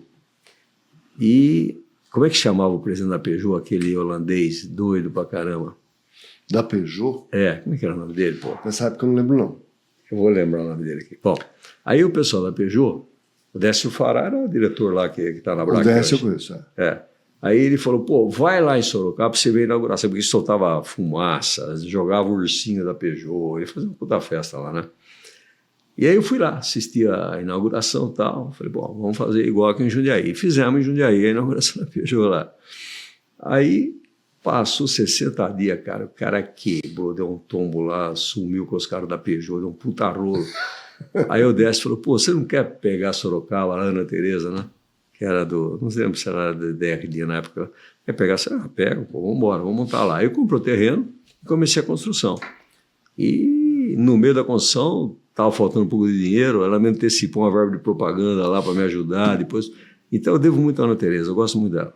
Muito bacana. Então, mas a gente chegou lá, lembra?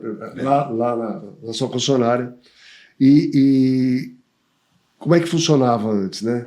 Os lojistas tinham acesso direto, é o que você estava falando, né? Escolhendo gado. Pronto, Esse né? termo que eu usei. Escolhendo gado. Esse boi mais gordo é meu, esse daqui é de fulano, isso aqui deixa para lá, não quero. Né?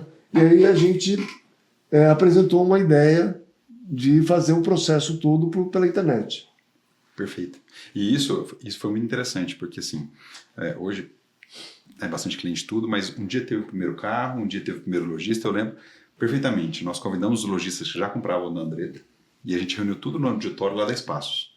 Né? Aí o seu Júnior veio e falou, e assim... De agora em diante? De agora em diante, todo carro é comprado aqui. E assim, a primeiro momento foi um impacto para os lojistas, mas no segundo momento eles viram que é o seguinte, eles passaram a ter acesso, que às vezes esse carro vinha direto para o Júnior e você e eu, embora comprasse a Andretta, não tinha acesso a ele. E a gente começou ali a dar oportunidade... Igual para todos. Igual para todos. E outra, tinha vários lugares, né? O cara não viu o estoque de Campinas, não viu o estoque de Sorocaba. Não. Ele passou a enxergar todo o estoque, né? E nesse mesmo tempo, o que aconteceu? Quando a gente implementou o autoavaliar para os lojistas... Não chamava autoavaliar, né? Chamava. Não. No começo, quando era meu lá, não era o programa da Andretta de venda de carro. Andretta, a gente só tinha... A gente era o autoavaliar, mas a gente publicava como Andretta Repácio. Não lembro de... não lembro. Mas já era o autoavaliar. Era o programa, mas não usava o nome autoavaliar. O autoavaliar foi quando vocês saíram e montaram, que vocês deram o nome autoavaliar. Só que nesse momento também que a gente começou a autoavaliar, é bem interessante, né? Porque assim, hoje a gente é muito conhecido pelo B2B, pelos casos que a gente transaciona. Mas assim, junto com isso, a gente tem um sistema de avaliação que hoje a gente vai em média 300 mil carros por mês. E eu lembro que na Andretta nasceu uma coisa muito importante. Porque na época... Na época eu acho que pasta. Vai pegar a pasta. Na época eu acho que eram 14, eu não lembro quantos concessionários estavam na época em 2011, Sr. Júnior, você lembra quantos concessionários tinham na época, 2011, 2012? Mas o Sr. Júnior criou uma coisa muito interessante, e aí nós desenvolvemos, não é o conceito do Júnior, então todo carro que era avaliado dentro da Andretta, ele passava para o grupo, então de repente não era interessante para espaços, mas era interessante para a Intervec, então a gente criou essa gestão, inclusive hoje a gente aprimorou isso, né? Tem mais controles, mas já fazia isso com a ideia que o senhor falou, não, todo carro que entrar aqui, eu quero que outro grupo tenha participação. a gente até criou um botão na época, uma função, né, que era adquirir grupo. Então, todo carro que era avaliado, e ainda hoje é assim, mas o lojista, o gerente da loja que avaliava, ele não avaliava só para si. Ele avaliava no conceito grupo. Então, esse carro não é interessante para mim, mas é interessante para cá. Aí a gente criou essa função e foi pedido do... Que virou a mesa hoje em dia. Que virou a mesa, mas nasceu lá... Mas o problema é o seguinte, veja. Às vezes, você tem um carro... dá um exemplo, vai. Entrou um carro da marca... Um Fiat lá em Jaguariúna, na minha concessionária, a Volkswagen lá. Esse carro, a probabilidade de eu vender ele é mais aqui na minha concessionária Fiat. O cara vai comprar um Fiat usado aqui. Então, a gente trocava os carros, já comprava pela concessionária certa, já emitia um cheque pagando a outra lá, e boa. E já explicava para o cliente, falou, você está vendendo para o Grupo Andretta esse carro aqui. Então, ele não vai ficar aqui. Então... E só mais uma coisa aqui que eu gostaria de já terem várias vezes aqui para o Sr. Júnior, gratidão, mas assim, aí quando a gente ia nas concessionárias... Você trabalhou 20 anos. Pô. Quase 20 anos. Aí a gente ia visitar os concessionários para vender o sistema, a gente usava duas coisas. Eu falei, olha, o Andretta utiliza. Aí até o Júnior uma vez me brincou, falou assim, pô, tem gente me ligando que eu nem sei o que eu falo mais. Ele falou, mas assim, eu usava o Andretta, então já abria as portas. Né? Então abria as portas, aí pelo menos o pessoal queria ver o que era. E aí em outros lugares falava, é o Andretta, o Caporal é nosso sócio. Então assim, abria as portas. Às vezes o programa nem era muito bom na época, mas assim, as portas, né, abriam e a gente veio construindo o programa, hoje tudo. Mas o que eu faço aqui, até hoje eu falo, que a indicação... Para nós foi 99%. E o Sr. Júnior foi abrindo as portas, o Caporal também. Todo mundo conhecia vocês e a gente foi entrando. Então, deixa eu dizer assim, eu quero olhar para a Câmara da Verdade. Câmara da Verdade. Vou falar o Clodovil no programa olho dele. Olho no olho. Ó, vocês percebem que a ação que eu vou mover contra a autoavaliar das ações que eu tenho direito aqui está fundamentada nesse coisa de Tá gravado aqui, entendeu? Mas no começo eu destaquei que ele era sócio fundador, mas não tinha direito. Né? Já falo desde Mas é o que nós vamos discutir na justiça agora. Inclusive, no ano passado, na Fenabrave, eu acompanhei o Sr. Júnior, trabalhei muitos anos com ele, e o Sr. Júnior tinha uma coisa que eu achava muito interessante. E aí eu pratiquei essa aqui, eu nunca falei para o senhor, mas eu vou explicar aqui agora. Quando nós fundamos, porque antes, quando eu saí do grupo, a gente montou a Correio Motors. Foi a primeira empresa que a gente montou lá em 2006, né? E o Sr. Júnior sempre que abriu uma empresa, a primeira nota que tirava tinha que ser do Sr. Júnior. E aí eu morri de medo, né, de dar um problema na impressora, era matricial, mas graças a Deus todas funcionaram. Então a primeira nota sempre era do Sr. Júnior. Quando abri a Correio Motors, a primeira nota foi do meu nome. Isso lá em 2006. E quando a gente abriu o Autoavaliar, a gente premiou o Sr. Júnior ano passado, a primeira nota foi o nome do Sr. Júnior Andretta. Ah, é? Então assim, o mesmo... Vocês entregaram, você estava junto lá. A gente fez uma homenagem na Andretta. Lá no Congresso. Lá na Fenabrave. Isso. Foi no Congresso. Foi no Congresso. A história é o seguinte, eu tenho eu lia muito a revista do Tio Patinhas, hoje eu estou precisando lembrar. O Tio Patinhas tinha a moedinha número 1 dele, lembra? Da sorte? Moedinha da sorte, né? Aquela ele guardava para não podia perder, né? Era a mulher dele. Então, toda a concessionária quando eu abro, a nota número 1, 0001, ela é emitida em nome meu, Zé Maurício Andretta Júnior. Normalmente é uma vela que eu pego hoje, pago no caixa para dar sorte e guardo a velinha lá. Então você vai na minha sala, tem a foto da concessionária, o xerox da nota atrás e a nota guardada lá para a história, entendeu? E as velhinhas? A velinha aparente lá na frente. Lá. Olha só. Então ele pegou até isso aí. Me deram, eu me senti muito honrado aquele dia, viu, Leandro? Vocês fizeram uma homenagem para mim que me tocou. E está lá na minha sala. Você foi lá, está lá o quadro lá. Esses dias eu mostrei, não sei para quem foi me visitar. Eu falei, a primeira nota do Autoavaliar aqui, está aqui, aqui, ó. É minha. Entendeu? Então, são coisas que na vida, eu acho, sabe, Caporal, a gente desenvolve relacionamento, o dia inteiro nós estamos relacionando com pessoas. Se você for uma pessoa do bem, você é sério, é honesto, entendeu? A coisa acontece para você. Tem portas que se abrem, né? Por exemplo, adquiri um imóvel agora, esses dias grande aí, de um banco. O presidente do banco falou, onde é imóvel? Jundiaí, vende para o Andretta. Olha só. Não põe no leilão, não, vende para o Andretta. Então, quanto vale um negócio desse? Fala para mim. Entendeu? Porque o cara confia na pessoa, acredita, sabe que o cara é sério. Pode até não dar certo. Pode até acontecer, puta, apertou, não deu para pagar. Entendeu? Ok, vamos renegociar. Eu nunca fiquei devendo um centavo para nenhum banco. O pessoal critica banco, tal, às vezes aí. Eu digo que tudo que eu tenho na minha vida, eu devo aos bancos. Claro. Porque eles me deram crédito. Se eu não tivesse tido, eu não tinha dinheiro. Eu não tinha um pacote de dinheiro aqui para montar o concessionário. Não, eu tinha zero. Eu ia lá, vamos montar, vamos ter que trabalhar, ganhar para pagar. Foi assim que eu fiz a minha vida inteira. E com o time que trabalhou comigo, né? Todo o pessoal que está lá hoje trabalhando também, vivem de lá. Então, é o seguinte, quando você tem... Primeiro, é o que você aprendeu no Mega Venda. Você tem que vender a imagem da concessionária, a imagem do vendedor, depois você vai vender o carro para o cara. Se o cara não confia em você, ele não vai comprar de você. Eu tenho uma história também bacana que é do meu pai. Meu pai trabalhou no setor automotivo dos anos 40 até os 94, até 1994, 95. E ele chegou para mim e falou, eu estou vendo que você vai trabalhar no mesmo ramo, né? Você está trabalhando a mesma coisa que eu. Eu não vou te deixar nada, mas o nome você pode usar, que não vai ter problema. Você não vai ter problema nenhum usar meu nome no setor.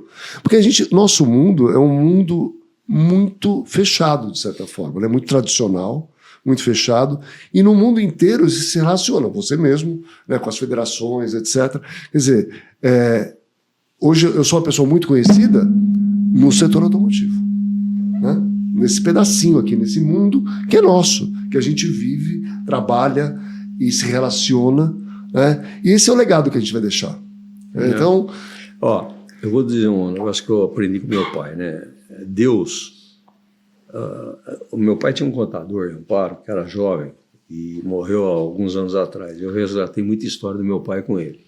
Ele falou uma frase para mim um dia que é perfeita. Ele falou, Júnior, você teve o privilégio de ter um pai que era um sábio e uma mãe que era uma santa. E é a maior qualificação que eu tenho do meu pai e da minha mãe. E o meu pai, ele dizia para mim o seguinte, meu filho, dinheiro na vida, uma hora você tem, você pode perder, depois você pode ganhar de novo, depois você pode perder de novo, depois você pode ganhar de novo. Nós estamos no mercado aqui, que é uma doideira, tá certo? Agora, o nome e a conduta social você só perde uma vez. E não recupera mais. Se você perder ele, cara, ferrou. Exatamente. Então eu sempre tive esse lema na minha vida, o Leander sabe disso. Lá na Andretta, a palavra vale mais do que o papel escrito. É verdade ou não é verdade? Quantas vezes você já viu, chegou o cara e falou, não, o que ele falou para mim, não, tá aqui, ó. Não, mas ele não leu para mim. Resolve o problema do cara. Vamos lá. Então, eu sinto um puto orgulho do nome e mais importante que isso, meu pai chama José Maurício Andretta, eu me chamo José Maurício Andretta Júnior, meu filho chama José Maurício Andretta Neto. Por coincidência, é a mesma situação minha. Para piorar... Você é Júnior ou é Neto? Eu sou filho. Filho. E meu filho é neto. E sou filho único. E veja, Caporal, é uma responsabilidade tremenda. Muito grande. Porque se você pisar no tomate, seu filho... Amanhã, você é filho do Caporal. O que você é do Caporal? Seu filho Caporal Neto? Pô, se você aprontou aqui, cara, você acabou com a vida do teu filho. Entendeu? É uma responsabilidade enorme ter isso aí. Agora, deixa eu falar um pouquinho. Fala do livro. Porque o tempo lá já está acabando. Lá. Não, já temos tempo de sobra agora. Isso aqui, deixa eu mostrar para a câmera. Dá um foco aqui. Foco aqui. Mobilidade e a frota brasileira. Relatório de compilação das atividades. Isso aqui, Caporal, foi um trabalho. Nós contratamos a professora Heloísa Menezes, da Dom Cabral, junto com Humberto Ribeiro, que é o nosso representante em Brasília do setor dos ministérios, está aqui, e o Ricardo Lima, que pensaram essa ideia aqui.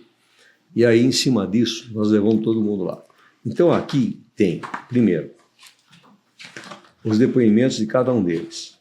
A todos que participaram, são 27 entidades, tá certo? A metodologia que foi usada pela Dom Cabral para coletar as imagens, as ideias e feedback.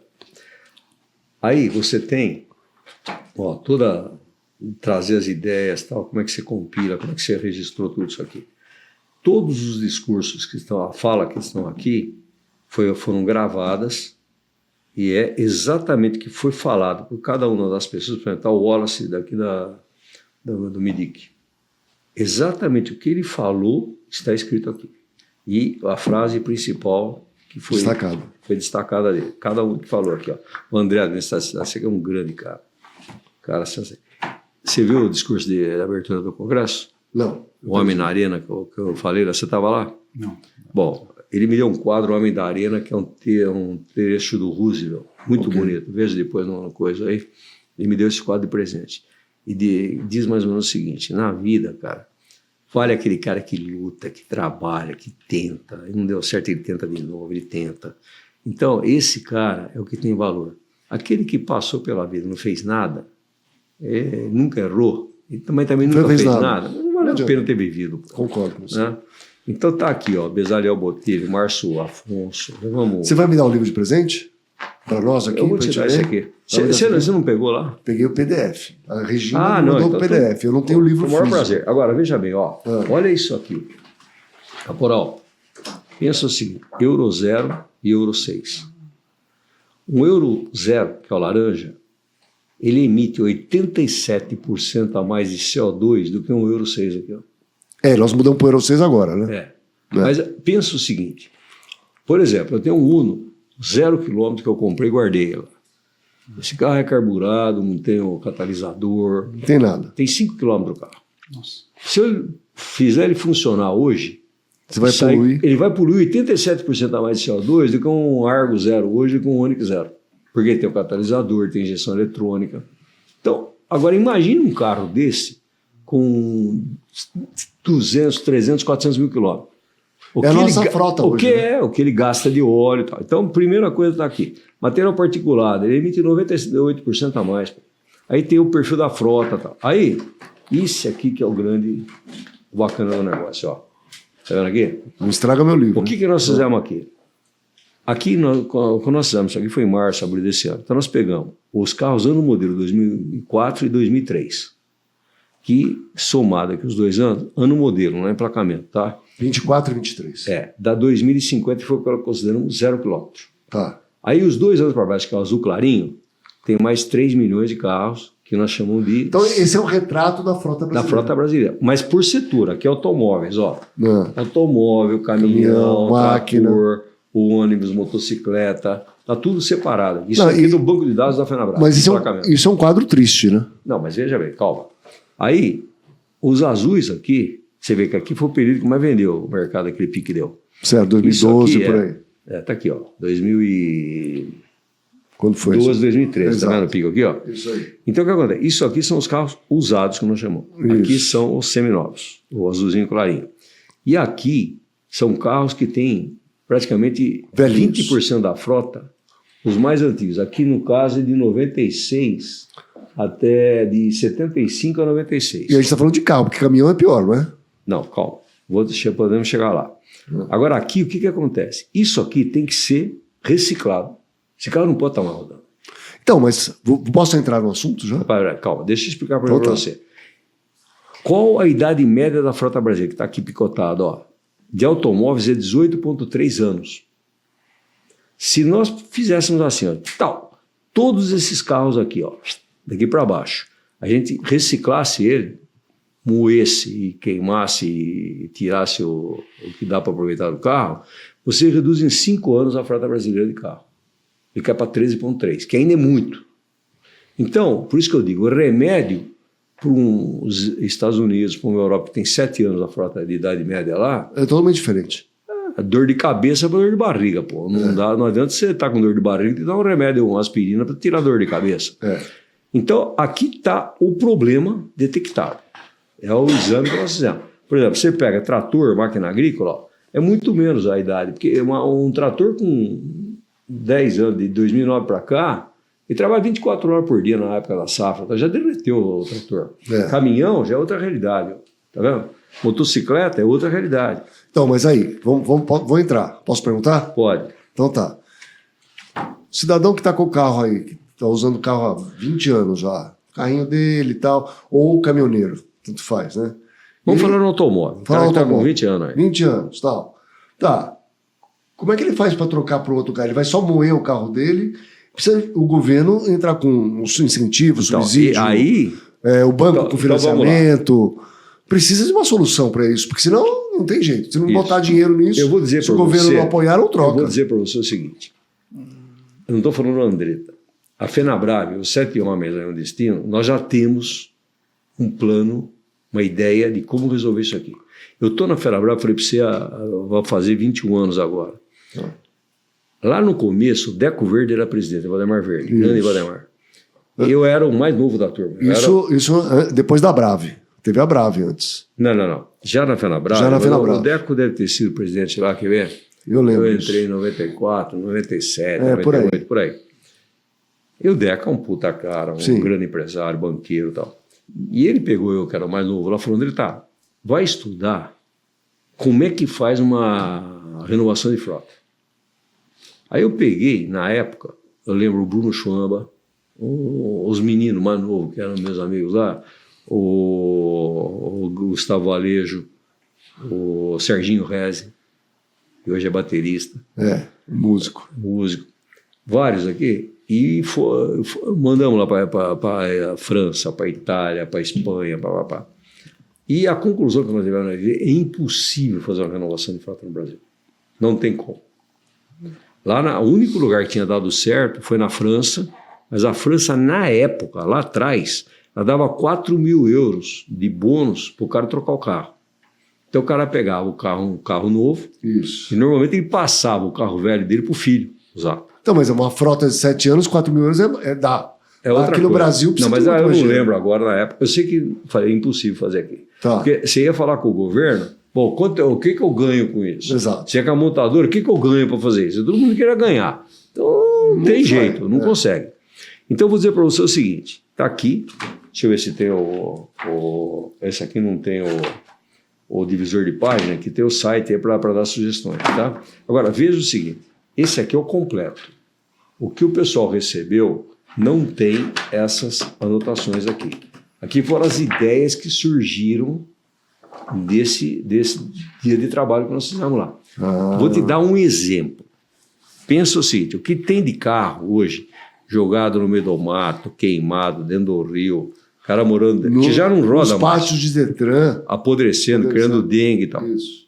Então vou dar só um exemplo, absurdo. uma ideia que deram lá que eu nunca imaginei. Você ouviu falar em CUFA? Não, o que é Sabe o que é CUFA? Não. Central Única das Favelas. Tá. Então, por exemplo, favela da Rocinha. O correio não entra lá para distribuir. Não. Ele chega e vai ter um supermercado lá, sei lá, tem uma farmácia, tem 3 lugares que ele pode chega deixar. e despeja lá. Aí um cara que mora lá bolou um programa, ele conhece todo mundo na favela. Então ele bolou um programa lá que você paga, sei lá, R$1 por mês lá, ele pega a correspondência do morador lá, ele vai e leva na tua casa. O cara tá ganhando uma puta de uma grana lá, porque tem 30 mil famílias lá dentro, pô. Tô chutando esse valor. Falei, pô, então por que não podemos? Uma ideia que surgiu aqui, por que não podemos fazer o seguinte? A gente faz um programa, né? Por exemplo, isso aqui todo mundo tem hoje para bater foto. Sim. Então, eu tô vendo um carro podre ali, ó. Jogado no coisa lá. Eu bato uma foto, com o localizador, mando pro sistema. Sei lá, ele vai ganhar uma cesta básica, vamos inventar alguma coisa aqui. Entendeu? Aí vai ter que ir lá, cata o carro, vai lá, moe o carro, então, derrete. Começa pelos carros que não estão rodando. Também. Mas é muito. Eu estou dando uma ideia que surgiu. Eu nunca ia imaginar um negócio desse. Você pensou um negócio desse alguma vez? Não, nunca pensei. Veja, você é do ramo. Pô, puta ideia, pô. Tem 50 ideias boas aqui. Que bacana. Entendeu? Eu vou ler. Então, o que aconteceu? A gente veio, trabalhou. Eu aprendi muito com esse trabalho, sinceramente. Esse veio de cientista meu. Eu acho que a gente tem uma proposta muito boa para o Brasil e para o mundo. Para o mundo. Eu acho que a gente tem, com muito pouco, a gente consegue fazer essa renovação de frota no Brasil. Para isso, nós temos que aumentar o volume. Essa frota, o carro zero tem que vir para 4, 5 milhões de carros, que é a capacidade que está instalada no país hoje. Não tem por que estar... Fora importação. Não tem por que estar... não tem por que ter essa capacidade ociosa aqui. Não tem. Não tem. Tem que estar lá, vamos fazer produzir. Bota mais gente para dentro, isso. Gera emprego, gera produção, gera tudo, gera movimento nas concessionárias, que nós não precisamos de escala. E nós temos que scrapear os carros de baixo. Scrapear é o termo que eu estou evitando falar. É reciclar. Reciclar. E nos Estados Unidos, nós já tivemos lá, agora nós estamos, tem uma outra viagem, o Ricardo teve no Vietnã, passou, você sabe que tem fábrica no Vietnã de carro agora, né? Não sabia. Tem. Não visitei essa. E grandes montadoras lá. E tem também, ele passou na volta na Turquia. Ele vai visitar a recicladora, que é o tema que nós estamos batendo agora. Não, então, ele vai com a gente aqui, agora para Seattle, não vai? Vai com a gente para Seattle. O que foi a condição que eu fiz para ajudar a Fenabrave está bancando parte da viagem para os caminhoneiros. Caminhoneiros não. Donos de concessionária de caminhão. Donos de caminhão, que foram muitos caminhoneiros também. Foram. Mas é o seguinte, você tem 3 tipos de reciclador lá. Você tem ao desmanche nos Estados Unidos, porque lá nos Estados Unidos a placa é do proprietário, não é do Isso. carro. Aqui, ó. É. Eu trouxe as minhas. Aqui no Brasil, qual é o grande problema? O Brasil entende que tem mais valor o carro do que o cara. Se o cara não paga, tal, não tem como receber. E o carro é um patrimônio que o nego tem. Mas já reverteu tudo isso aqui, está errado. E nos Estados Unidos, todos os carros têm que ter seguro. Então, dá uma pancada no carro na traseira lá, carro seminovo, rebentou, o seguro vai lá, o cara paga, dá um novo pro cara. Recicla. Mas a primeira parte, ele tira, por exemplo, o motor, não fez nada no motor, a grade, o para-choque dianteiro. Então ele tira, marca a peça e vende no site para o mundo. Esse sistema aqui, nós fomos visitar, estudamos isso aqui, para o Brasil é complicado. Mas porque até o Robalto aí é difícil. Mas tem uma seguradora que já faz isso. Mas, não faz? Bom, aí o segundo passo, depois que você tirou, que dá para aproveitar lá, ele pega e moe o que sobrou do carro. Isso. Moe, tritura. Separa plástico, ferro, pneu. Não. Aí ele vai e moe tudo junto primeiro. Aí ele vai para um terceiro tipo, que é que vai derreter o carro. Então como é que funciona? Ele tem uma caldeira e tal, ele separa por temperatura, por água e tal. Então, por exemplo, eu vou chutar aqui, até 100 graus está saindo borracha. De 100 a 200 graus está saindo não sei o quê. 300 a 400 graus está saindo aço. E o aço que sai de um carro desse aqui... Pode fazer outro. Ele polui metade do que você fazer o aço normal do minério de ferro. Sabia disso? Não. Puxa, ele já está pronto. Sabe quantas recicladoras tem nos Estados Unidos? 60 mil. Quantos tem no Brasil? Desculpe, 6 mil. 6 mil. No Brasil tem 60. Então, começa por aí. Entendeu? Nós temos faltam algumas ferramentas para a gente concluir o trabalho que nós vamos fazer. O trabalho já está esqueletado, nós estamos trabalhando nele, a FenaBrave está debruçada em cima desse assunto. E agora, nós no Congresso... Mas é um trabalho de longo prazo, certo? Eu não digo, ele pode ser... Quando eu digo longo prazo, eu digo assim, mais de um ano, né? Não, eu diria o seguinte, esse trabalho da FenaBrave, o que eu pretendo apresentar, isso aqui é o diagnóstico. Certo. A solução... E o tratamento? A solução, ela passa por uma série de atitudes. Por exemplo, o Detran, ele tem que chegar... se eu for pegar um carro desse aí, que eu falei da foto aí, ou um carro que está rodando, pra poder eu vou comprar o carro do cara, esse carro faz vários anos que não paga IPVA. Isso. Multa. Não paga também. Não paga também.